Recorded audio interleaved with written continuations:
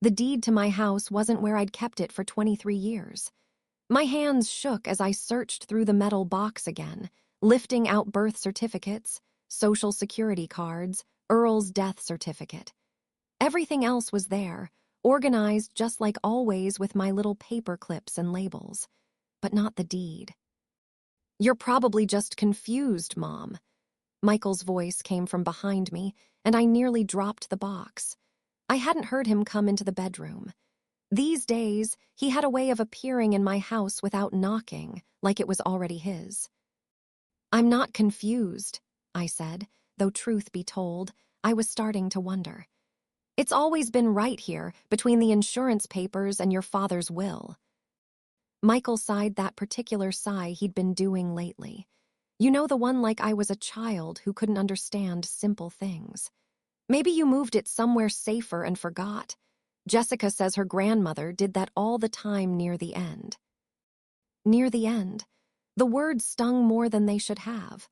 I was 78, not 98, and my mind was sharp as the day I taught 5th grade at Jefferson Elementary. Sharp enough to see Jessica smirk from the doorway where she'd been listening. "I didn't move anything," I said firmly, closing the metal box. "Someone's been in my papers. Before you judge me for what comes next, I need you to understand something. If you've been lucky enough to have children who still see you as a person instead of a problem to be solved, count your blessings. Because the moment your kids start talking about you instead of to you, that's when you know something's shifted. And once it shifts, it's like trying to hold water in your hands." Michael exchanged a look with Jessica, one of those married couple looks that said more than words. "Mom, nobody's been in your papers. This house is getting to be a lot for you to manage. Maybe it's time we talked about." "I can manage my own home just fine." I stood up, my knees protesting after kneeling by the closet floor. "I've managed it for 45 years. "That's just it, though." Jessica stepped into the room, her voice dripping with that fake concern she'd perfected. "You shouldn't have to manage it alone anymore. We worry about you rattling around in this big old place." Rattling around. Like I was a marble in a box, making noise, serving no purpose. The farmhouse wasn't big, just 4 bedrooms and 2 baths, but it was mine. Earl and I had raised 3 children here, though only Michael lived close enough to visit. The garden out back still produced the best tomatoes in Lynn County, and I knew every creak in the floorboards, every stubborn window, every inch of the place Earl had maintained with his own hands until the cancer took him 3 years ago.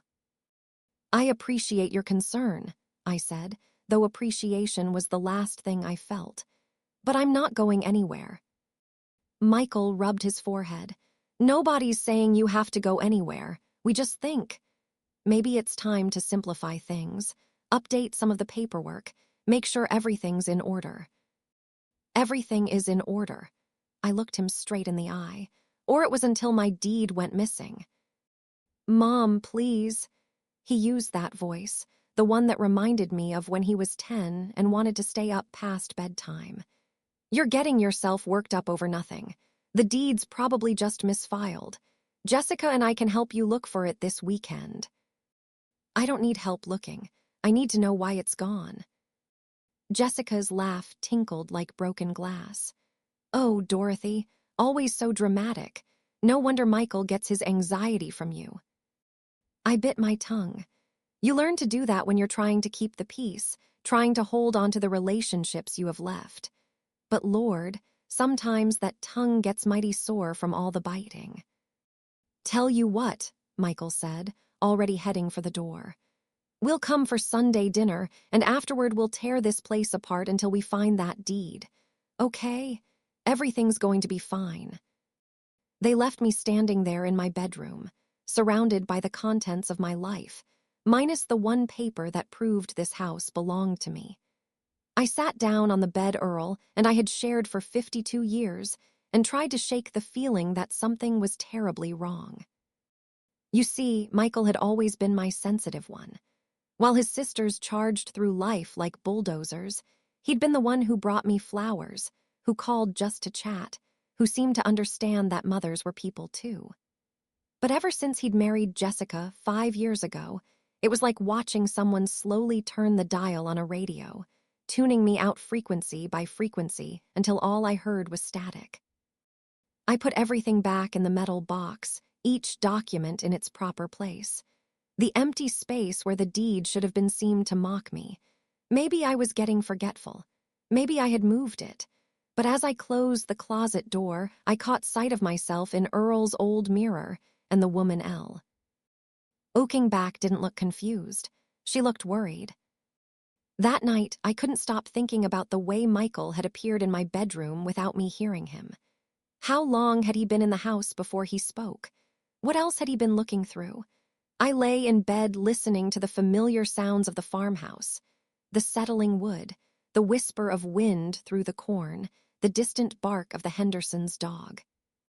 "You're being paranoid, Dot," I whispered to myself, using Earl's nickname for me. But even as I said it, I remembered something else. Last month, I'd found my checkbook on the kitchen counter instead of in the drawer where I always kept it. The month before that, my filing cabinet had been unlocked when I distinctly remembered turning the key.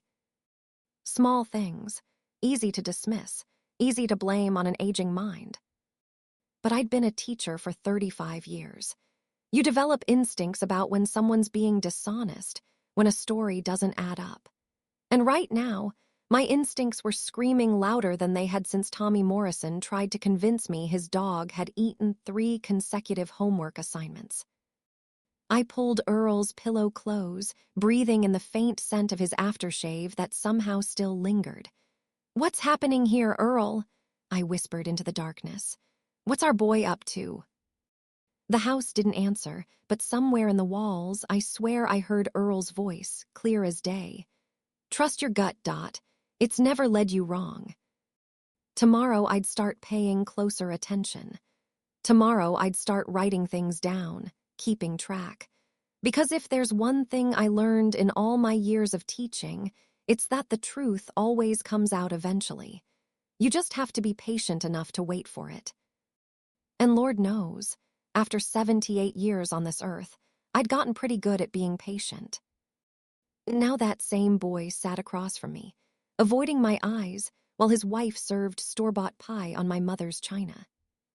"I hope you don't mind, Dorothy," Jessica said, her voice sweet as artificial honey. "I didn't have time to bake. You know how it is with my busy schedule." I knew exactly how it was.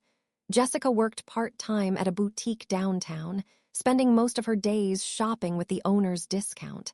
But I smiled and nodded because that's what you do when you're trying to keep the peace. "Store-bought is fine, dear." "Oh, good. I was worried you'd be disappointed. You're always so particular about things." She emphasized particular like it was a disease. "Michael says you used to make everything from scratch. How quaint." Quaint, like I was some relic in a museum. I watched Michael push green beans around his plate, green beans I'd grown myself, canned myself, seasoned the way his father had loved them. He hadn't touched them. "The roast is a little dry, Mom," he said finally, not looking up. "I'm sorry, It's not your fault," Jessica interrupted, patting my hand like I was a child who'd spilled milk. "Cooking gets harder when you're older. Michael's been worried about you trying to do so much." "I've been cooking for 60 years, I said quietly. "Exactly," Jessica clapped her hands together. 60 years, don't you think you've earned a rest? There are so many wonderful prepared meal services now. Some even deliver right to your door." Michael finally looked at me then, and for just a moment I saw something flicker in his eyes. Guilt, shame, but Jessica kept talking and the moment passed. "And honestly, Dorothy, this house," she gestured around my dining room with its wallpaper I'd hung myself, the curtains I'd sewn, the hardwood floors Earl had refinished. "When was the last time you really cleaned? I noticed cobwebs in the corner and the bathroom." She wrinkled her nose. "Jessica," Michael said softly, but she waved him off. "No, Michael, someone needs to say it. Your mother needs help, and pretending otherwise isn't doing her any favors. She turned back to me, her smile sharp as a blade. We're just concerned about you living here all alone.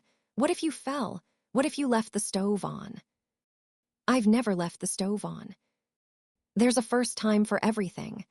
She took a bite of the dry roast, chewing thoughtfully. My grandmother insisted she was fine too, right up until she burned down half her kitchen. These things sneak up on you. I felt heat rise in my cheeks. Not the gentle warmth of embarrassment, but the burn of humiliation. In my own home, at my own table, being talked about like I wasn't even there. You know, Jessica continued, dabbing her lips with one of my good napkins, there are some lovely communities for seniors now. Not nursing homes, retirement communities. They have activities, medical staff on site, people your own age to talk to. Wouldn't that be nice? Instead of rattling around here all alone. There was that phrase again, rattling around, like I was loose change in a pocket. This is my home, I said, surprised by the steadiness in my voice. I'm not in tea. Rested in moving. Of course not now, Jessica said, her tone suggesting I was being unreasonable. But maybe we should start looking, just to see what's out there. Michael found some beautiful places online. I turned to my son. You've been looking at places for me. He shifted in his seat. Just researching in case, you know. In case of what? In case you need it, Jessica answered for him. The market's very competitive right now. It's better to be prepared. I set down my fork carefully, the way my mother taught me. No clattering, no drama. I need you both to listen to me very carefully. I am not moving. I am not selling this house. I am not going into any kind of community or facility. This is my home, and I'll die here if I choose to. The silence that followed was thick as summer humidity. Jessica's smile never wavered, but something cold flickered in her eyes. Well, she said finally, that's rather morbid, don't you think? Michael, your mother's talking about dying again. I wasn't. It's not healthy, this obsession with death. She pushed back from the table. Ever since Earl passed, you've been so negative. Maybe you should talk to someone, a professional. There's nothing wrong with my mind, Jessica. Nobody said there was, but her tone said otherwise. We're just worried about you, aren't we, Michael? My son nodded slowly, still not meeting my eyes. We just want what's best for you, Mom. What's best for me is to be left in peace in my own home. Jessica laughed then, a tinkling sound that made my skin crawl. Oh, Dorothy, always so stubborn. No wonder Michael's the way he is. What's that supposed to mean? Nothing, nothing. She stood, smoothing her skirt. Should we clear the table? I noticed you're still hand-washing everything. Don't you think it's time for a dishwasher? All that standing can't be good for your back. My back is fine. If you say so. She started gathering plates, stacking them carelessly. My mother's china, the pattern she'd saved for months to buy, clinked dangerously. Though I did notice you groaning when you bent down earlier. Michael, did you see that? I wasn't groaning. Oh, Dorothy, you probably didn't even realize. That's what's so scary about aging. You don't notice the decline yourself. I watched her carry my dishes to the kitchen, handling them like they were nothing special. Like I was nothing special. Just an old woman in the way, taking up space in a house too big for her, too stubborn to see what everyone else could see. Michael started to follow his wife, then paused. For a moment, I thought he might say something, might defend me, might remember that I was his mother and deserved better than this. Instead, he reached into his jacket pocket, and I caught a glimpse of papers before he quickly pulled his hand back out. What's that? I asked. Nothing, just work stuff. He hurried toward the kitchen. Jessica's right, Mom. You should think about getting some help around here. It's a lot for one person. I sat alone at my dining table, the same table where I'd served thousands of meals, hosted countless birthdays, helped with homework, comforted broken hearts. The chandelier Earl had installed for our 25th anniversary cast familiar shadows on the walls. Everything was the same, but nothing felt right. From the kitchen, I could hear Jessica's voice, low and insistent, though I couldn't make out the words. Michael's responses were shorter, quieter. They were talking about me, I was certain, planning something. I stood slowly, not because my back hurt, whatever Jessica claimed to have seen, but because I felt the weight of realization settling over me. This wasn't concern. This was something else entirely. As I walked toward the kitchen, I heard Jessica say clearly, "She's being impossible. We need to move faster." "I know," Michael replied. I wish there was another way." "There isn't. You heard her. She'll die in this house before she'll leave it. Do you want to wait for that?" I stopped in the doorway. They had their backs to me, Jessica washing dishes with unnecessary force, Michael drying them absently. "Maybe we should," Michael began. "Maybe nothing." Jessica turned off the water with a sharp twist. "The papers are ready. The lawyer said once we have power of attorney, we can." She must have sensed me then because she spun around, her face cycling through surprise, annoyance, and finally that false smile. "Oh, Dorothy, we were just discussing." "Michael, tell your mother what we were discussing." My son turned slowly, dish towel in hand, and for the first time all evening he looked me straight in the eye. What I saw there made my blood run cold. It wasn't guilt anymore. It was determination. "Nothing important, Mom," he said. "Just business." As Jessica's laughter echoed through my dining room, I noticed Michael slip something into his jacket pocket. Something about the way he glanced at Jessica made my stomach turn. Later that night, I couldn't sleep. The house felt different after they'd left. You know how the air changes when someone's been in your space with bad intentions? Like they leave invisible fingerprints on more than just the furniture. I lay in bed, staring at the ceiling Earl had patched after the storm of '98, trying to make sense of what I'd heard. Power of attorney. The papers are ready. At 2 a.m, I gave up on sleep and padded downstairs in my robe. The floorboard by the stairs creaked, third one from the top, always had since Michael was 16 and tried sneaking in after curfew. Funny how that sound used to mean my boy was home safe. Now it just reminded me he had a key to my house. I made myself tea in the kitchen, using the kettle Earl bought me for Christmas the year before he died. While the water heated, I noticed things. Little things. The drawer where I kept my checkbook wasn't quite closed. The notepad by the phone had been moved. Someone had been through my things again. The moon was full that night, casting silver light across the cornfields beyond my window. I took my tea out to the back porch, needing the fresh air, needing to think. That's when I heard Michael's truck. I knew the sound of that engine, a low rumble with a slight tick he'd been meaning to fix for months. But what was he doing back here at 2:30 in the morning? I stayed in the shadows of the porch as the truck pulled around to the side of the house, headlights off. Michael got out, and in the moonlight, I could see him punch numbers into his phone. "Yeah, it's me," he said, his voice carrying in the still night air. "I know what time it is. I couldn't sleep."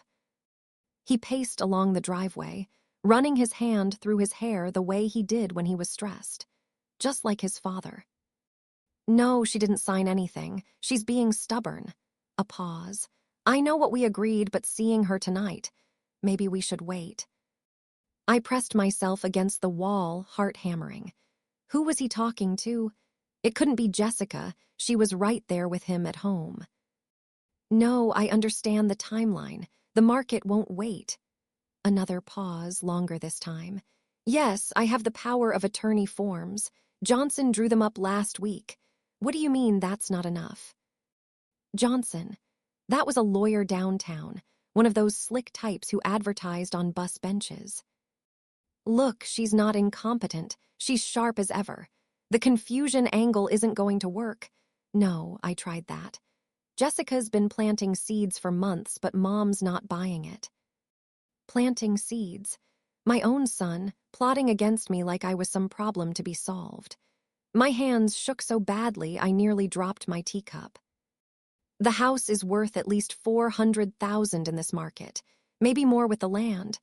I know I owe you. You don't have to remind me. Yes, by the end of the month. I said I'd handle it, and I will. He owed someone money, enough that he was willing to steal his mother's home to pay it. Jessica says we need to be more aggressive. She wants to. He lowered his voice, and I strained to hear. She thinks if we can get Mom evaluated, claims she's not competent. No, I don't like it either, but we're running out of options. I must have made a sound, a gasp, maybe, or a whimper, because Michael suddenly went quiet. He turned toward the house, scanning the windows. I held my breath, pressing myself deeper into the shadows. I'll call you tomorrow, he said quickly. And Steve, this stays between us. Jessica doesn't know about the full amount. Yeah, just what I told her. Let's keep it that way. Steve, I searched my memory. Steve Morrison, maybe? He'd gone to school with Michael, always been trouble. Last I heard, he was running some kind of investment firm in Des Moines. Or was it lending? The kind of business that sounded respectable until you looked closer. Michael ended the call and stood there for a moment, staring at my house. His shoulders sagged, and for just a second he looked like my little boy again, the one who'd come to me crying when he'd broken his father's fishing rod, so scared of disappointing us. But that boy was gone. This man in my driveway was a stranger who saw my home as a solution to his problems, who saw me as an obstacle to be removed. He got back in his truck and drove away, still with no headlights until he reached the main road. I stayed on the porch long after the sound of his engine faded, trying to process what I'd heard. $400,000. That's what my life added up to in his mind. The house Earl and I had bought for $30,000 in 1978, where we'd raised our children, where we'd built a life, reduced to a number that could solve whatever mess he'd gotten himself into. And Jessica, sweet, concerned Jessica who worried so much about my well-being. She'd been planting seeds for months.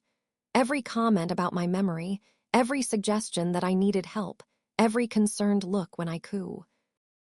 LDN't find something all calculated, all planned. I thought about calling my daughters.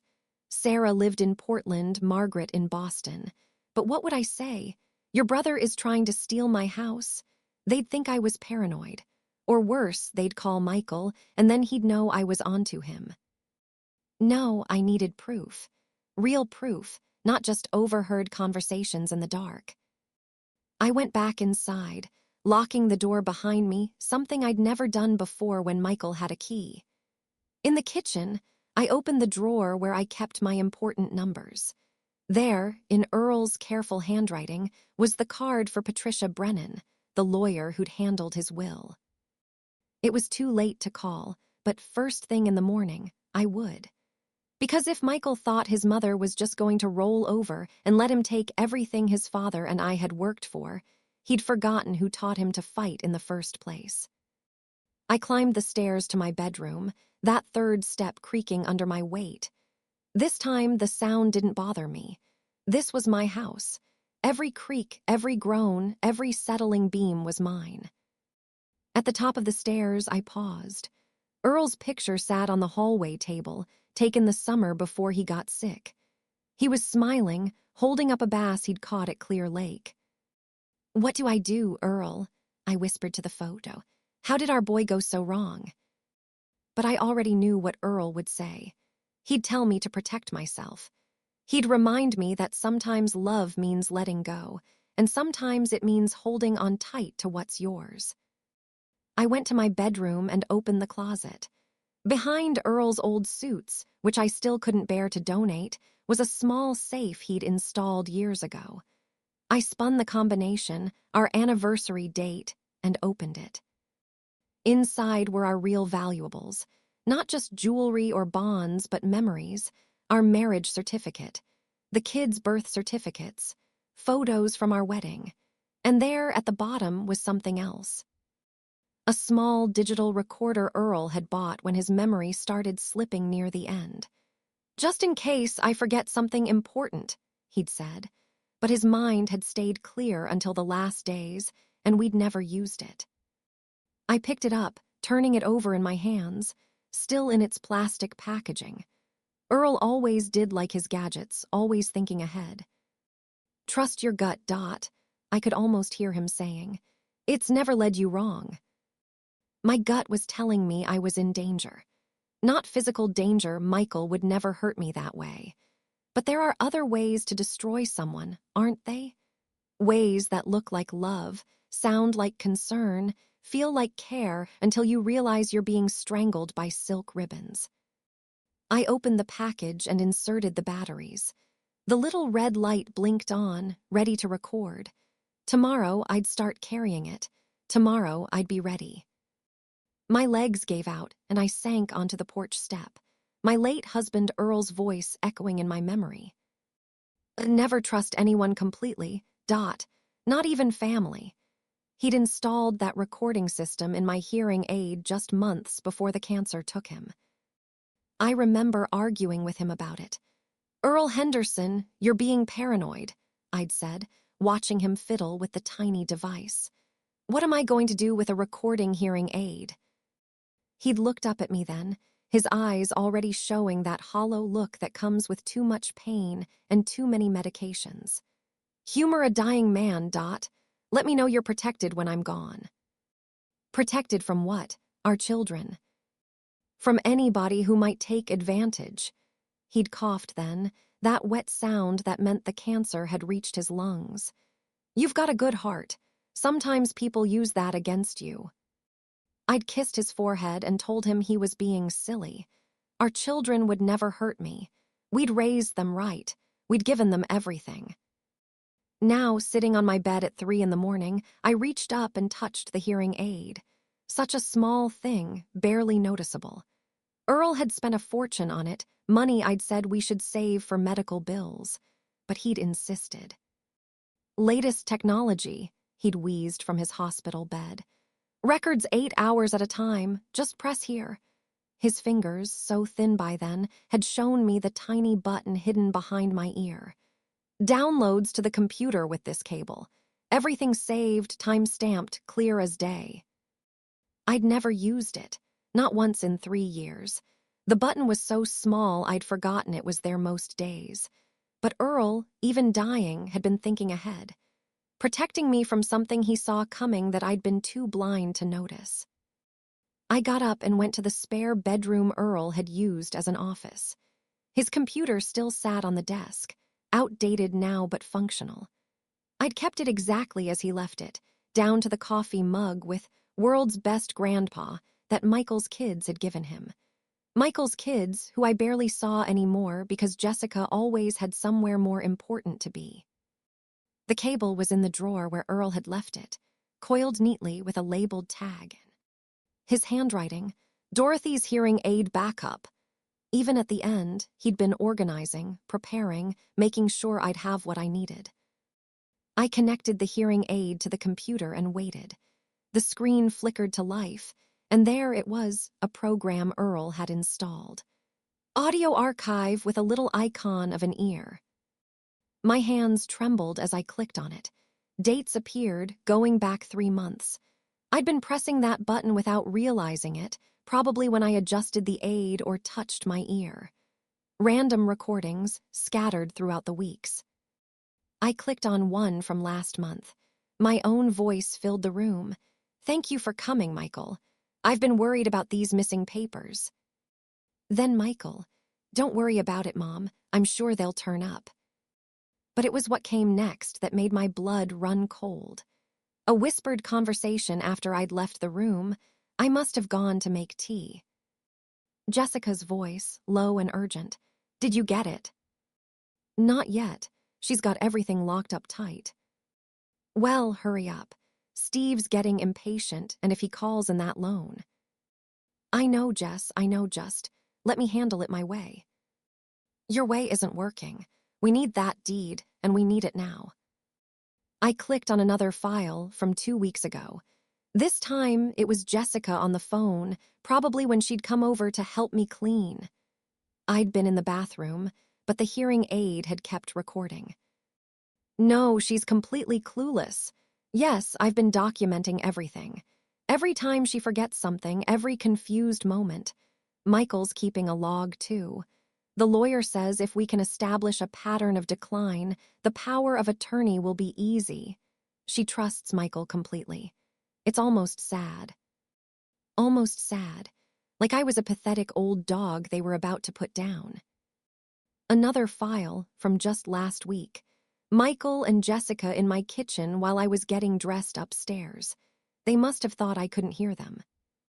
The house is worth more than we thought, Michael was saying.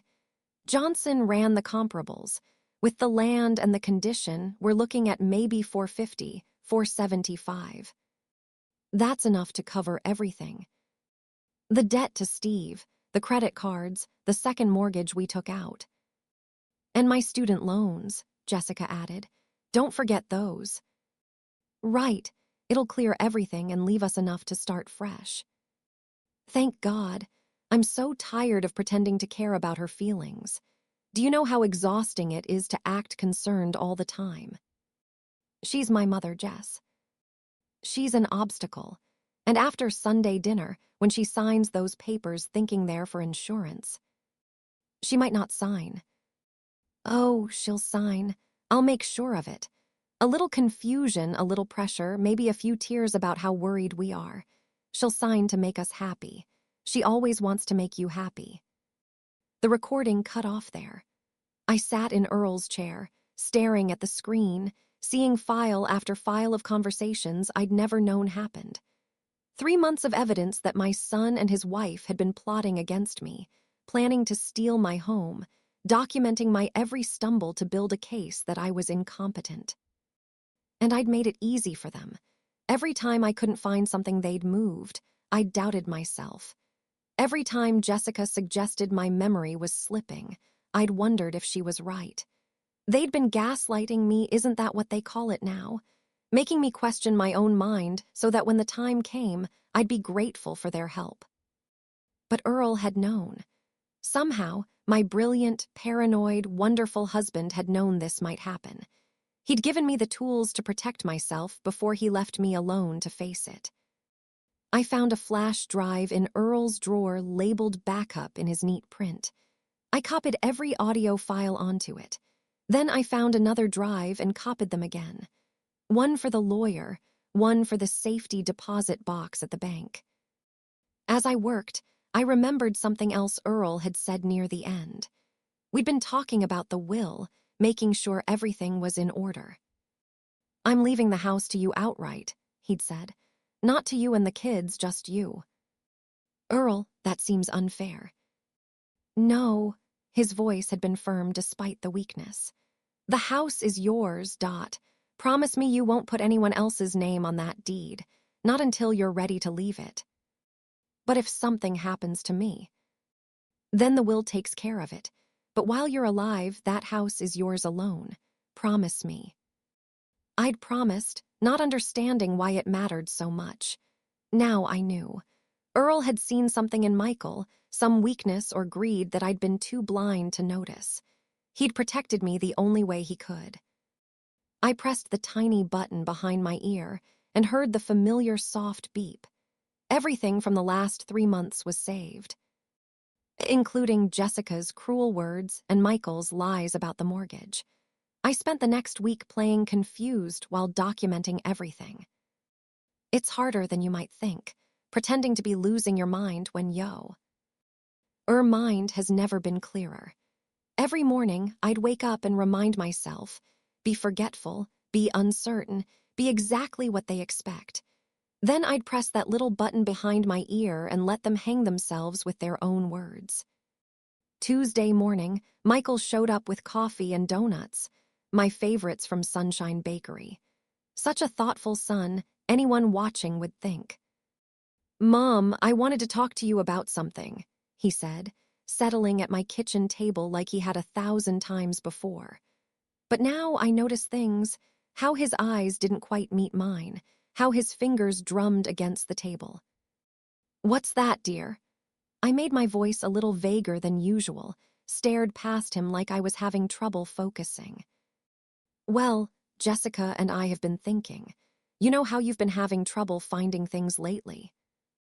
I let my face crumple just a bit.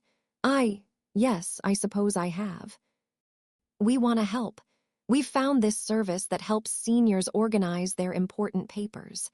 They make sure everything's in order, properly filed." "Oh, that sounds nice." I reached for my coffee with a slightly shaky hand, not too much, just enough. "But I don't know.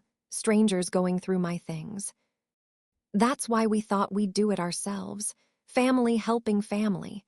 He pulled out a folder. "We just need you to sign this permission form, letting us help manage things for you." I pretended to squint at the papers.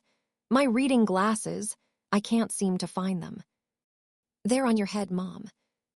"Oh," I touched them, let out a little embarrassed laugh that tasted like ash in my mouth. Silly me. As I pretended to read the document, I saw exactly what it was. Power of attorney. Complete control over my finances, my property, my life. Hidden in language about assistance and support. "This looks so complicated," I murmured. "Don't worry about the details.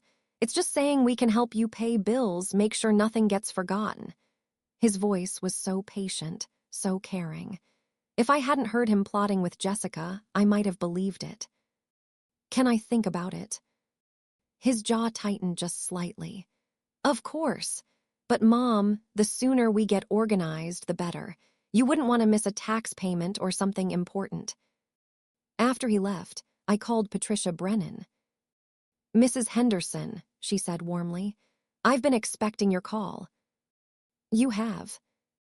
"Earl made me promise to check on you every few months. I've been remiss. It's been almost 6 months since we talked. How are you?" I almost cried at the kindness in her voice. "Patricia, I need help. My son is trying to steal my house. Come to my office tomorrow at 10. Bring any documentation you have. And Dorothy, don't sign anything, no matter how much pressure they put on you." That evening, Jessica called. "Dorothy, Michael said you seemed confused about the paperwork today. Would it help if I explained it?" "Oh, would you, dear? I just don't understand all that legal language." I made my voice quavery, pathetic. Let her think she was winning. "Of course, it's really simple. We just want to make sure someone responsible is helping you. You've been so forgetful lately." "Have I?" I pressed the record button. "Oh, Dorothy, yes. Remember last week when you couldn't find your reading glasses? And the week before when you forgot what day it was? We've been so worried." Lies, all lies, but I played along. "Oh dear, I didn't realize." "That's the scary part. You don't realize. But don't worry, we're here to help. Once you sign those papers, we can make sure everything's taken care of. You won't have to worry about a thing." "That's so kind of you." "Family takes care of family," she said, and I could hear the smile in her voice. The satisfied smile of a predator who thinks the prey is cornered. Wednesday, I met with Patricia. Her office was the same as when Earl and I had done Arwell's warm wood, pictures of her grandchildren, a piece lily in the corner. "Let me hear what you have," she said simply. I played her the recordings, all of them. Her face went from concern to shocked to furious. "This is elder abuse," she said flatly. "Financial exploitation, emotional manipulation, conspiracy to commit fraud. Your son and daughter-in-law are looking at serious charges." "I don't want him to go to jail," I said, even though part of me did. "I just want to keep my house." "Let's start with protecting your assets. We'll file paperwork today putting your house in a trust.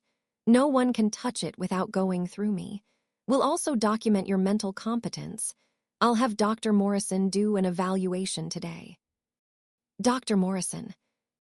"The best geriatric psychiatrist in the state. He'll testify that you're sharp as a tack, which you clearly are." She leaned forward. "Dorothy, I need you to keep recording.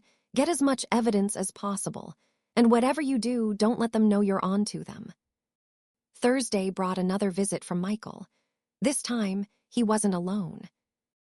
Mom, this is Mr. Joe. En Son from downtown. He's here to notarize the paperwork once you sign it. Johnson was exactly what I'd expected: slick suit, fake smile, the kind of man who'd help you steal from your own mother for the right price. I'm not feeling well today, I said, putting a hand to my forehead. Can we do this another time? It'll just take a minute, Mrs. Henderson, Johnson said. Your son explained how important it is to get your affairs in order. My affairs are in order. Michael's face darkened. Mom, please, we're trying to help you. I know, dear, my head is spinning, maybe tomorrow. They left, but not before I heard Johnson mutter to Michael, You said she'd be cooperative. She will be, Michael replied. Just give me more time. Friday was quiet, too quiet. I knew they were regrouping, planning their next move. I used the time to gather more evidence. Bank statements showing withdrawals I hadn't made small amounts but regular. Michael had been testing the waters, seeing what he could get away with. I found more in Earl's files. Copies of deeds, titles, insurance policies. Everything Michael would need to sell my house out from under me. Some copies were missing, the ones in my bedroom. He'd been methodical, careful, but not careful enough. Saturday morning, I was in the garden when I heard voices from the kitchen window. Jessica and Michael, thinking I was out of earshot. We need to move faster, Jessica was saying. Steve called again. He wants his money by the end of the month or he's going to. I know what he's going to do, Michael snapped. You think I don't know? Then stop babying her. She's just an old woman. Your father left her plenty. It's not like she needs all of it. She's my mother.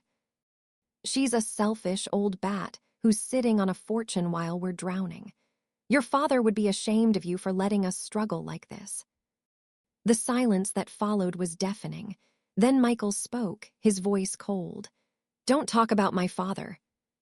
Fine, but if you can't handle this, I will. One way or another, we're getting that house. The manila folder grew thicker each day. Then Michael called about visiting a nice facility, and I knew my time was running short. Shorter than I'd imagined. Michael pulled up that Tuesday morning with brochures for Shady Acres, the state-run home on Highway 30. I knew the place. Everyone in Cedar Rapids knew Shady Acres, where you went when your family couldn't or wouldn't pay for somewhere better. The local news had done an exposé 2 years ago. Understaffed, underfunded, overlooking incidents. The kind of place that smelled like disinfectant and despair.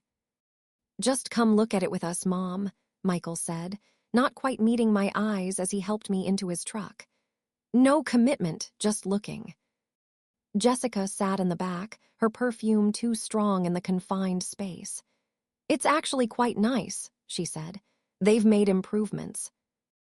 I clutched my purse, feeling the weight of the recorder inside. I'd started carrying Earl's little device too, backup for the hearing aid. Patricia had said to get everything I could. The drive took 20 minutes.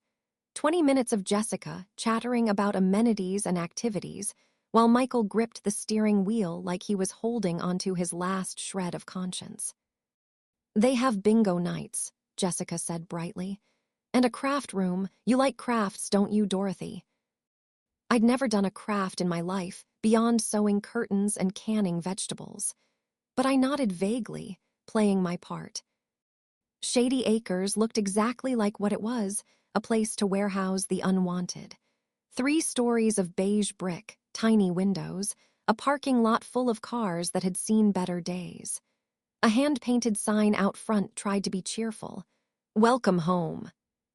But this wasn't anyone's home. This was where you went to disappear. The smell hit me as soon as we walked in. Beneath the pine cleaner and cafeteria food was something else, the scent of giving up. A woman in a wheelchair sat by the door, calling out for someone named Richard. No one stopped to help her. Mr. Henderson, a woman in a tired-looking suit approached us. So wonderful you could bring your mother by. I'm Linda Patterson, the admissions coordinator. She'd been expecting us. This wasn't a casual visit, this was an appointment. Michael had planned this, probably had the paperwork ready. "Let me show you around," Linda said, her smile as worn as her shoes. "I think you'll find we offer excellent care for our residents." The tour was a nightmare dressed up in cheerful words. Shared rooms the size of my bathroom. A library with water-damaged books from the 1980s. A dining hall that looked like a prison cafeteria. And everywhere, the faces of the forgotten, people whose families had decided they were too much trouble. "As you can see," Linda was saying, "our staff-to-resident ratio is very good." I counted 2 aides for a hallway of at least 30 rooms. Very good if why. Oh, didn't need help often. "And here's one of our available rooms," she continued, opening a door. 2 beds, 2 small dressers, 1 window overlooking the dumpsters. A shared bathroom with grab bars and no privacy. The woman in one bed didn't look up when we entered. "Mrs. Kowalski is very quiet," Linda said, as if the woman wasn't there. "She'd be an ideal roommate." "Roommate," I repeated, the word sticking in my throat. "Oh yes, private rooms have quite a waiting list. But sharing is nice built-in companionship." Jessica touched my arm. "See, Dorothy, you wouldn't be alone." I looked at Mrs. Kowalski, staring at nothing, and thought, I've never been more alone than I would be here. "The best part," Linda continued, leading us back to her office, "is that Medicaid covers most costs once assets are properly handled. Your son mentioned you own a home." "Yes," Michael said quickly. "A farmhouse, 4 bedrooms." "Oh, that's far too much for one person," Linda said, pulling out forms. "The state requires asset divestment, of course, but Mr. Henderson explained he'd be handling the sale, with proceeds going to your care." "How thoughtful of him," I murmured. "Family taking care of family," Linda beamed. "Now, we do have a room available immediately. Unusual for us, but the previous resident, well, a space opened up last week." "Died?" She meant someone died. "We could have you settled in by this weekend," she continued. "Just need some signatures." "I'd like to think about it," I said. Linda's smile faltered. "Of course, but I should mention this room won't be available long, and the next opening might not be for months." "That's fine," I said. "I'll wait." Jessica made a frustrated sound. "Dorothy, be reasonable. This is a wonderful opportunity." "To live in a state facility," I looked at her directly. "To share a room with a stranger. To have my meals decided for me, my schedule controlled, my life reduced to bingo nights and craft rooms I'll never use." "Mom," Michael said softly, "it's for your own good." "No," I said, standing up. "It's for your convenience." The drive back was silent for the first 10 minutes. Then Jessica exploded. "You ungrateful woman. Do you know how hard Michael worked to get you that spot? Do you know how many strings he had to pull?" "Jessica," Michael warned. "No, I'm tired of this. Your mother is being selfish and stubborn, and you're letting her manipulate you with guilt." "I'm sitting right here," I said. "Yes, you are. Sitting there judging us for trying to help you. You think you're so independent, so capable, but you're not. You're old, you're alone, and you're going to fall one day and lie there for hours because you're too proud to admit you need help." "That's enough," Michael said, but his voice lacked conviction. "Is it? Tell her about last month, Michael. Tell her what the neighbors said." My stomach clenched. "What about the neighbors?" Michael sighed.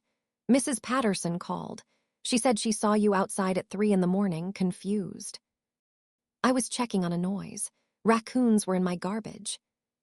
"In your nightgown, in the cold." I put on a coat. "She said you seemed disoriented, that you called her by the wrong name." "I hadn't. I'd called her Pat instead of Patricia, like I had for 40 years. But I could see how the story had been twisted, how Jessica had probably encouraged the interpretation. "One confused moment," Jessica said, her voice dripping false concern, "and you could hurt yourself. Or worse, hurt someone else. What if you left the stove on? What if you drove when you shouldn't? We'd never forgive ourselves if something happened." We pulled into my driveway. My house looked so solid, so real after the beige nightmare of Shady Acres. My garden needed weeding. The gutters needed cleaning, but it was mine. "Just think about it," Michael said as I got out. "Please, Mom, we only want what's best." I turned back to look at my son, my boy who used to bring me dandelions and call them flowers, who'd cried when his goldfish died, who'd promised at his father's funeral to take care of me. "I know exactly what you want," I said quietly, "and it has nothing to do with what's best for me." Jessica patted my hand like I was a child. "Don't worry, Dorothy, we'll visit every Christmas." Her wedding ring caught the light. The same ring I'd given her 6 years ago, my mother's ring. That afternoon, I drove myself to Patterson and Associates. Patricia's office was a haven after the morning's ordeal. She took one look at my face and poured me tea without asking. "That bad," she said. "Shady Acres," I replied, and she winced. "Oh, Dorothy, they're escalating quickly. Tell me everything." I set both recorders on her desk. The hearing aid had caught every word of the tour, every manipulation, every lie. Earl's little device had recorded the car conversation in crystal clarity. Patricia listened to it all, her face growing stonier by the minute. When Jessica's voice rang out, "You ungrateful woman," she actually flinched. "This is evidence of coercion," she said, making notes. "Taking you to a substandard facility, pressuring you to sign, emotional abuse in the car. They're building quite a case against themselves." "Michael mentioned neighbors complaining about me," I said. "Mrs. Patterson supposedly saw me confused at 3 in the morning." Patricia frowned. "I'll speak with her. Dollar to Donuts, she mentioned you were outside and Jessica twisted it into something else." She pulled out a thick folder. "Now let me show you what I've prepared." The documents were comprehensive. A trust for the house that couldn't be broken. Power of attorney assigned to Patricia herself. Medical directives stating my wishes clearly. And something else. "What's this?" I asked, looking at a document titled Order of Protection. "Insurance," Patricia said grimly. "If they escalate further, we can file this immediately. It would prevent them from coming to your property or contacting you." A restraining order, against my own son. "I hope we don't need it. But Dorothy, I've seen these situations turn ugly. When money's involved, when people are desperate." She trailed off. "How much debt do you think Michael has?" "From what I overheard, significant. There's someone named Steve threatening something. And Jessica mentioned student loans, credit cards, a second mortgage I didn't know they had." Patricia whistled low. "They're drowning, and they see you as the life preserver." "Earl always worried about Michael," I admitted. "Said he had expensive tastes and cheap habits. I thought he was being harsh." "Earl was a smart man. Speaking of which," she pulled out another document. "I found something interesting in Earl's files. Did you know he had me investigate Michael's finances 2 years ago?" My heart sank. No. He was worried. Michael had been asking for money, and Earl wanted to know why. The report showed a pattern: gambling debts, bad investments, living beyond their means. Earl never told you. He was so sick by then. He probably didn't want to worry me. Patricia handed me the report. The numbers were staggering. How had Michael hidden this? How had I not seen? "There's more," Patricia said gently. "Steve Morrison, he's not just a lender. He's connected to some unsavory people. The kind who don't accept bankruptcy as an answer." The room felt suddenly cold. "You mean?" I mean, your son is in deeper than just financial trouble. He owes dangerous people money, and he's desperate enough to steal from his mother to pay them. I thought of Michael as a little boy, coming home with a black eye because he'd stood up to a bully. Now he was the one doing the bullying, because he was scared of bigger bullies. What do I do? First, we protect you. Sign these documents. Today, I'll file them immediately. Second, we document everything. Keep recording. Third, she hesitated. You might want to warn your daughters. If Michael can't get to you, he might try them next. I signed where she indicated, my hand steady despite everything. Each signature felt like building a wall between my son and me. Necessary walls, protective walls, but walls nonetheless. I'll need the house deed, Patricia said. The original. I still can't find it. Michael must have taken it. Then we'll get a replacement from the county. It'll take a few days, but we'll get it. In the meantime, this trust documentation supersedes everything. He can't sell what's already in trust. She made copies of all the recordings, downloaded the digital files, organized everything with the efficiency of someone who'd done this too many times before. I wish I could say your situation is unique, she said, sealing evidence in envelopes. But elder financial abuse is epidemic. Children who see inheritance as their right, not their parents' gift, who think their needs supersede their parents' dignity. I would have helped him, I said quietly, if he'd just asked, if he'd been honest. Would you have given him your house? No, but I could have helped other ways. And that's why he didn't ask. He doesn't want help. He wants a solution that costs him nothing. She handed me a card. This is Detective Martinez. She specializes in elder abuse cases. When you're ready, call her. When I'm ready to have my son arrested. When you're ready to stop being a victim. The word stung. Victim. Is that what I was? This woman who'd raised 3 children, buried a husband, survived 78 years of life. I'm not a victim, I said firmly. I'm just disappointed. Patricia smiled sadly. You can be both. Now, let me call Dr. Morrison. Can you go there now? The sooner we have his evaluation, the better. Dr. Morrison's office was across town. He was younger than I'd expected, with kind eyes and a gentle manner. Mrs. Henderson, Patricia filled me in. I'm sorry you're going through this. Let's talk, and then we'll do some simp. Cognitive tests. Nothing to worry about, just establishing what I'm sure we both know, that you're completely competent. We talked for an hour. He asked about my daily routine, my finances, my social connections. Then came the tests remembering word lists, drawing clocks, solving problems. Child's play for someone who'd spent 35 years teaching. Well, he said when we finished, I'd say your cognitive function is not just normal but exceptional for any age. Your memory is sharp, your reasoning sound, your judgment intact. I'll have my report to Patricia by tomorrow. Thank you, I said, then hesitated. Doctor, in your experience, why do children do this to their parents?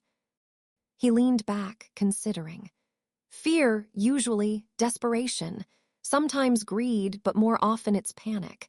They see their parent as a resource rather than a person. They justify it by telling themselves they'll inherit anyway, so why wait? Or they convince themselves their parent doesn't really need all that money, that house, that autonomy. Do they ever realize what they've done? Some do, usually too late. After the parent is gone and they're left with money but no mother, wealth but no relationship, a house but no home to go back to. Mr. Patterson's assistant made copies of everything while I sat there thinking about Michael's baby pictures. Still displayed on my mantel.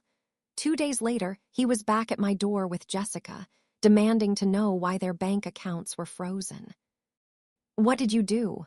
Michael's face was red, his fists clenched at his sides. What the hell did you do? I stayed calm, my hand on the doorframe. I didn't invite them in. I protected myself. Protected yourself. From what? From your own son. He was yelling now, loud enough for the neighbors to hear. Good, let them hear. From thieves, I said quietly. From people who would steal my home while smiling at me. From liars who document my every stumble to build a case against me. Jessica pushed past Michael, her perfectly manicured finger pointing at my face. You stupid old woman. You have no idea what you've done. We were trying to help you. By putting me in shady acres, by forging my signature, by plotting to sell my house. I reached into my pocket and pulled out the recorder, holding it up. I know everything. Every word, every plan, every lie. The color drained from Jessica's face. You recorded us. For 3 months, every conversation, every phone call, every cruel word you thought I couldn't hear. I pressed play. Jessica's voice filled the air. She's completely clueless. I've been documenting everything. It's almost sad. Then Michael, the house is worth more than we thought. That's enough to cover everything. The debt to Steve, the credit cards. I clicked it off. Would you like to hear more? I have hours of material. My favorites are when Jessica calls me pathetic, or when you discuss drugging me to make me more compliant. We never, Michael started. Tuesday, 3 weeks ago, Jessica suggested putting something in my tea to make me more manageable. You said you'd think about it. Jessica's mask finally slipped completely. You conniving witch, you played us. All that confusion, that helpless old lady act, was exactly what you expected to see, what you needed to see to justify your actions. I straightened my shoulders. But I haven't been confused for one moment. Every missing paper, every moved item I knew. Earl knew this might happen. He protected me even after death. Dad, Michael's voice cracked. Dad knew. He investigated your finances 2 years ago. Gambling debts, bad investments, a second mortgage you hid from everyone. He knew you were drowning. He also knew you'd come for me eventually. I'm your son, the words tore out of him. I'm your son and you chose property over me. No, I said firmly. You chose property over me. You chose my house over my dignity. You chose money over your mother. I'm just refusing to be your victim. Victim, Jessica laughed, high and bitter. You're sitting on a fortune while we're about to lose everything. Steve Morrison doesn't play games. Do you know what he'll do to us? Do you even care? I care that my son got involved with dangerous people. I care that he thought stealing from his mother was the solution. I care that you both looked at me and saw nothing but dollar signs. Mom, please. Michael's anger crumbled into desperation. You don't understand, Steve. He's not just threatening to take our house. He's threatening worse. Jessica's pregnant. We're going to have a baby, and if I don't pay him. Don't you dare, I said, my voice sharp as winter ice. Don't you dare use an unborn child to manipulate me. How do I even know it's true? How can I believe anything you say? Jessica pulled out her phone, showing me an ultrasound image. 10 weeks, due in November, and if Steve comes after us. I looked at the grainy image, my grandchild, growing. Inside a woman who'd called me pathetic, who'd plotted to lock me away. If you'd come to me honestly, I said slowly, if you'd told me the truth, asked for help instead of trying to steal it, we could have worked something out. But you didn't. You schemed and lied and tried to destroy me. So you'll let your grandchild suffer. Jessica's voice was venomous. You'll let Steve do whatever he wants because your pride is hurt. My pride, I laughed, but there was no humor in it. You tried to have me declared incompetent. You tried to steal my home. You documented my every moment of weakness to use against me. This isn't about pride. It's about survival. A car pulled up behind Michael's truck. Detective Martinez stepped out, followed by 2 uniformed officers. I'd called them an hour ago when I'd seen Michael's truck speeding toward my house. Mrs. Henderson, Detective Martinez said, are you all right? I'm fine, but these 2 are trespassing. I've asked them to leave. You called the cops. Michael stared at me in disbelief. On your own son. On two people who have been systematically abusing me for months. I handed Detective Martinez a flash drive. Everything's on here. Financial fraud, elder abuse, conspiracy to commit theft. My lawyer has copies of everything. Mom, don't do this. Michael's voice broke. Please, I'm sorry, we're sorry. We were desperate, we made mistakes, but don't do this. You did this, I said quietly. Every choice, every lie, every cruel word, you did this. Detective Martinez stepped forward. Mr. Henderson, Mrs. Henderson, I need you both to come with us for questioning. You're arresting us, Jessica shrieked. She's the one who should be arrested. She's clearly senile. She's making all this up. Ma'am, please calm down. The detective's voice was professional, unmoved. We'll sort this out at the station. As the officers guided them to the patrol cars, Michael looked back at me. For just a moment, I saw my little boy in his eyes, scared, confused, realizing he'd done something that couldn't be undone. I love you, I called out, surprising myself. I'll always love you, but I won't be your victim. This isn't over, Jessica screamed as they put her in the car. When we get out, when our lawyer hears about this, you'll pay for this, you pathetic old. The car door shut, cutting off her words. I stood on my porch, watching the patrol cars drive away with my son and his wife. My legs shook, and I had to grip the railing to stay upright. But I didn't cry. Not yet. Mrs. Patterson from next door hurried over. Dorothy, honey, are you okay? I saw the police. I'm all right, Pat. I managed a weak smile. Just some family trouble. That was Michael, wasn't it? Oh, honey, I'm so sorry. Is there anything I can do? Actually, yes. Would you mind staying for tea? I don't think I should be alone right now. Of course. She put her arm around me, gentle but strong. Let's get you inside. As the handcuffs clicked around my son's wrists, Jessica screamed that this was all his idea. The same excuse she gave the judge 6 weeks later, but the recordings told a different story. The courtroom was smaller than I'd expected. All those law shows on TV make you think it'll be grand and imposing, but this was just a room with wood paneling and uncomfortable benches. I sat behind the prosecutor, my hands folded in my lap, trying not to look at Michael. He'd lost weight. His suit hung loose on his shoulders, and there were dark circles under his eyes. Jessica sat beside him, no longer pregnant. I'd learned from Patricia that she'd miscarried 2 weeks after their arrest. Despite everything, my heart ached for that loss.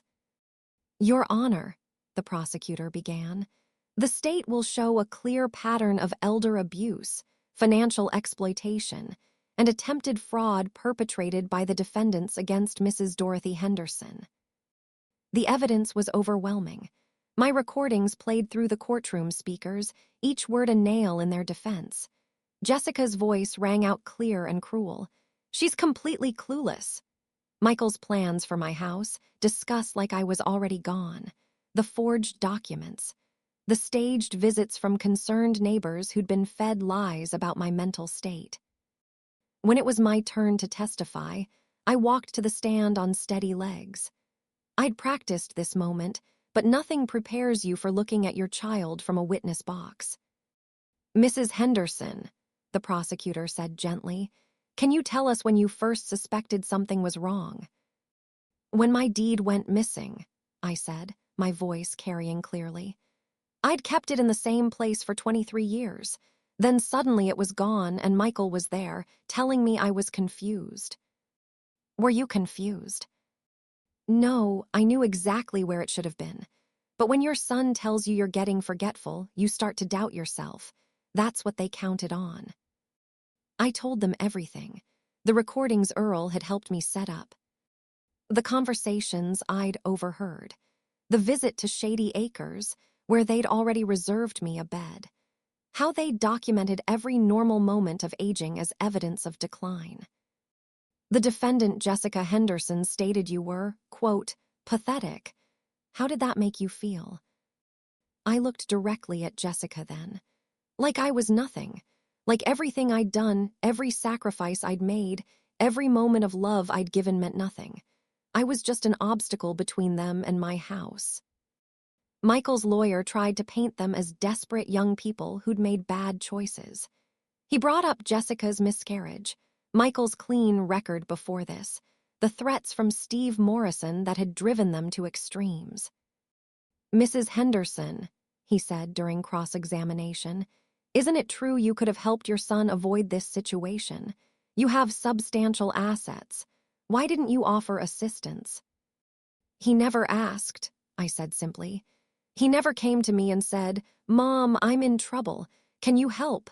Instead, he came with lies and manipulation. How could I help someone who wouldn't even tell me the truth?"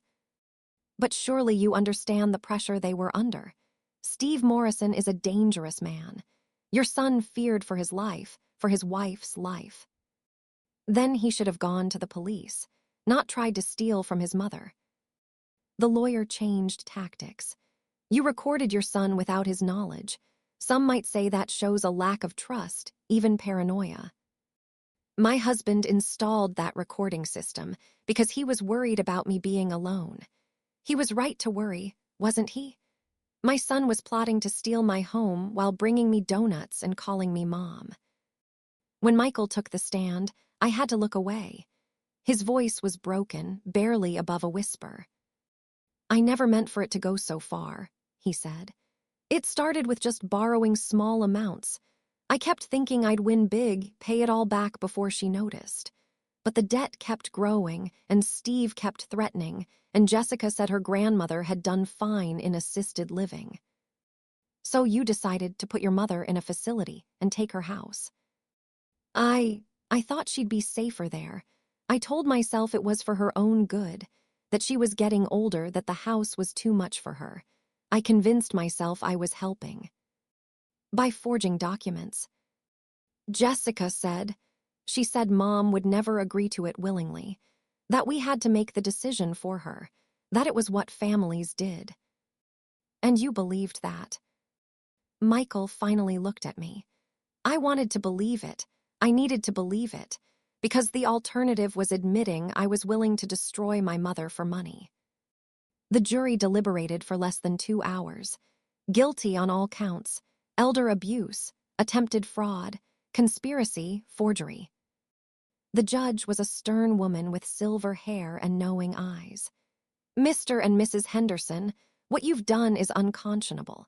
You targeted the woman who gave you life, who loved you unconditionally, and you tried to strip her of her dignity, her autonomy, and her home.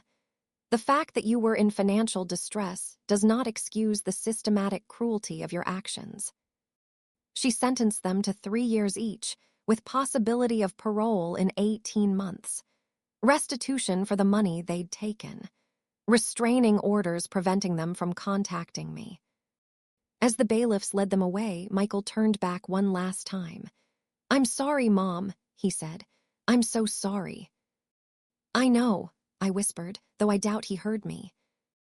Jessica didn't look back. Her last words to me had been in the police car, calling me pathetic.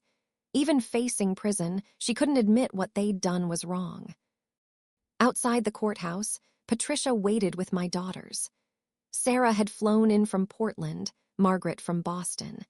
They'd been there every day of the trial, holding my hands, reminding me I had children who loved me properly. "You did the right thing, Mom," Sarah said, hugging me tight. "I know it doesn't feel like it, but you did." "He's still my son," I said, the tears finally coming. "He's still my baby boy." "And he'll still be your son when he gets out," Margaret added. "But now he knows you're not someone to be trifled with. You're not a victim, you're a survivor." That night, I sat in my kitchen in my house, that no one could take from me. I made tea in Earl's kettle and thought about justice and mercy, about love and betrayal, about the prices we pay for both. The local news had picked up the story. "Elder abuse case sends shockwaves through community." They'd interviewed experts about the rising trend of children exploiting aging parents. They'd used my case as a warning. But I didn't feel like a cautionary tale. I felt like a woman who'd stood up for herself when the person she trusted most tried to tear her down. I felt like someone who'd chosen her own dignity over her child's demands. I drove home alone to my empty farmhouse, the deed safe in my purse, but my heart heavier than it had ever been. Even heavier than the D. We buried Earl. But as I pulled into my driveway, I saw my neighbor Sharon waiting with a casserole. "Thought you might not feel like cooking," she said simply, no pity in her voice, just kindness. That was the beginning. One casserole, one neighbor who didn't look at me like I was either a victim or a villain. Just Dorothy, who'd been through something hard and needed a hot meal. Word spread through Cedar Rapids the way it does in small communities. Not gossip, exactly, but awareness. People who'd known me for years started checking in. Not to pry, but to support. My daughter tried something similar, Evelyn from church told me one Sunday. Wanted me to sign over my savings for her investment opportunity. Your story gave me the courage to say no. I started getting calls, quiet voices asking for advice. My son wants power of attorney. My daughter says I'm too old for my house. They keep mentioning this nice facility. Patricia suggested I speak at the senior center. People need to hear your story, she said. Not the sensational version from the news, but the real story, the warning signs, the way forward. So I did. 40 people showed up that first Tuesday. By the third month, we had to move to the main hall. The hardest part, I'd tell them, is accepting that love isn't always enough. That the children you raised might see you as an opportunity rather than a parent. But the most important part is knowing you have the right to say no, to protect yourself, to choose your own path. I taught them about recording devices, about lawyers who specialize in elder protection, about the signs of financial abuse. But mostly, I taught them they weren't alone. Michael had been in prison for 6 months when the first letter came. His handwriting, still so familiar, shaky with emotion. "Mom, I don't expect you to read this. I don't deserve your time. But I need you to know that every day I wake up understanding what I've lost. Not the house or the money, those were never really mine. But you, I lost you. I lost the right to call you Mom, to share your life, to bring my children to your garden. Jessica is divorcing me. She blames me for everything. Maybe she's right. I just wanted you to know I'm getting help. Real help. There's a counselor here who specializes in people who have hurt their families. I'm trying to understand how I became someone who could plot against his own mother. I love you. I know that seems impossible after what I did, but I love you. Your son, if I can still call myself that, Michael." I read it 17 times. Then I put it in Earl's desk drawer, next to his reading glasses and the Father's Day card Michael had made in 2nd grade. I didn't respond. Not yet, maybe not ever. Some bridges, once burned, can't be rebuilt. But I kept the letter, proof that somewhere inside the stranger who tried to steal my home, my son still existed. The house felt different now. Not empty, but purposeful. I converted Michael's old room into an office for the elder advocacy group we'd formed. The dining room, where Jessica had called me pathetic now, hosted weekly meetings for seniors navigating family pressures. My daughters visited more often, not from obligation, but from a renewed appreciation for time together. Sarah helped me modernize the kitchen, not because I was too old for the current one, but because I wanted a dishwasher after all these years. Margaret planted new roses in the garden, varieties Earl would have loved. "You seem lighter," Margaret observed one afternoon, watching me deadhead the petunias. "I am," I realized. I spent so long carrying Michael's weight, trying to save him from himself, that I forgot what it felt like to just be me. The irony wasn't lost on me. In trying to take my independence, Michael had forced me to claim it fully. In attempting to isolate me, he'd connected me to a community of survivors. In calling me pathetic, Jessica had pushed me to prove my strength. 1 year after the trial, I stood in my kitchen making pie crust from scratch. The news was on, another story about elder abuse, another family torn apart by greed. But my hands were steady as I rolled the dough, and my heart was full. The doorbell rang. Through the peephole, I saw a young woman with Michael's eyes and Jessica's cheekbones. She held a baby, maybe 6 months old. "Mrs. Henderson, I'm Carla, Jessica's sister. This is Emma, your granddaughter." I hadn't known. Neither Michael nor Jessica had told me about another pregnancy, another child born while they were awaiting trial. "Jessica's in rehab," Carla continued. "And Michael, well, you know where he is. I've been raising Emma, but I thought you should meet her, if you want." I looked at the baby, innocent of her parents' crimes, carrying my blood but not their choices. "Would you like some pie?" I asked, opening the door wider. "I just made fresh." Carla's relief was visible. "That would be wonderful, thank you." We sat. At my kitchen table, Emma in my arms, grabbing at my glasses with chubby fingers. She had Michael's nose, Earl's chin. My hands, I thought, watching her grip my finger. "I followed the trial," Carla said quietly. "What they did to you was unforgivable. But Emma, she didn't do anything. I hoped maybe she could know her grandmother, even if her parents." "Even if," I agreed, touching Emma's soft cheek. "She's welcome here, you both are." That's how I began again. Not forgetting the betrayal, not pretending it didn't happen, but choosing to let love exist alongside the pain. Emma would know her grandmother. She'd play in my garden, help me can tomatoes, hear stories about her grandfather. But she'd also know the truth when she was old enough. That love without respect is dangerous. That family isn't a free pass to hurt someone. That her grandmother was strong enough to stand up for herself, even when it broke her heart. Sometimes I still look at Michael's pictures, but now I understand that the son I loved existed only in those frozen moments.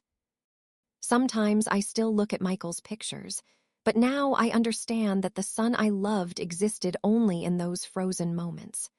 The real Michael, the one who chose greed over grace, that's someone I had to learn to let go. You know, people often ask me if I regret taking legal action against my own child. They expect me to say yes, to talk about forgiveness and moving on. But here's the truth. Protecting yourself isn't something to regret. Standing up for your dignity, your autonomy, your right to live peacefully in your own home, that's not cruelty. That's survival. If you're listening to this and something feels familiar, if someone you love is documenting your every stumble, suggesting facilities for your own good, or making you doubt your own mind, trust your instincts. You're not paranoid. You're not being difficult. You're recognizing danger, even when it comes wrapped in concern and family ties. We teach our children to be strong, to stand up for themselves, to know their worth. Why do we forget those lessons when we need them most? Your life, your home, your choices, they don't become less valid because you've gotten older. They don't become community property because someone else thinks they know better. Earl protected me even after he was gone, but the real protection came from refusing to be a victim in my own story, from choosing to fight back, even when it meant losing someone I loved. If my story resonates with you, please share it. Let others know they're not alone. And if you need help, reach out to lawyers who specialize in elder protection, to advocacy groups, to friends who see your strength, not your age. Like this video if it touched your heart. Subscribe for more stories of survival and strength. And remember, you're never too old to fight for yourself. You're never too old to say no. You're never too old to choose your own ending.